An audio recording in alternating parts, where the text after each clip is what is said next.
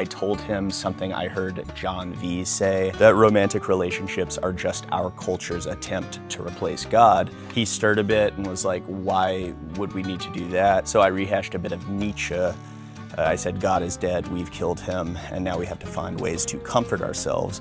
And then he asked what this has to do with his marriage. I told him that whole thing about how marriage used to be a political and or practical thing, a way of ensuring that a man's children were his biological heirs, and that spousal love of the romantic variety was probably invented by the French. We just inherited the idea, and when the values Western civilization was built on started to crumble, we started clinging to accessible substitutes as a way of giving our lives some semblance of meaning. And yeah, romance is a great pseudo-religion.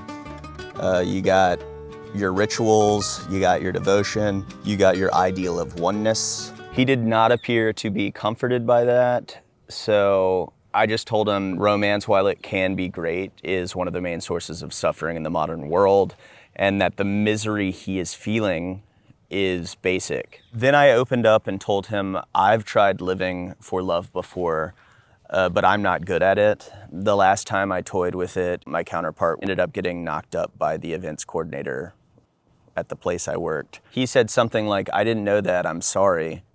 And I told him there's really no reason my maintenance guy should know that, but here we are. And that it was fine, that it's probably all for the best. I've been able to realign myself with my work, which of course is self-confrontational docufiction and TikTok poetry, and that being the best I can be at those things serves as a guiding star, albeit with mixed results.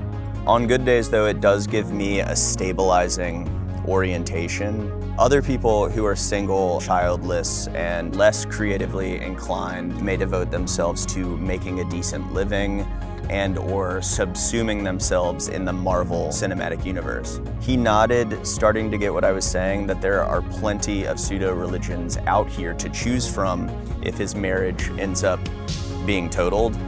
And then he finished his coffee and asked, did you want to go bowling? And I said, sure, why not? Hey Marcel, we got a buses for Galana and Fortuna. What did we say?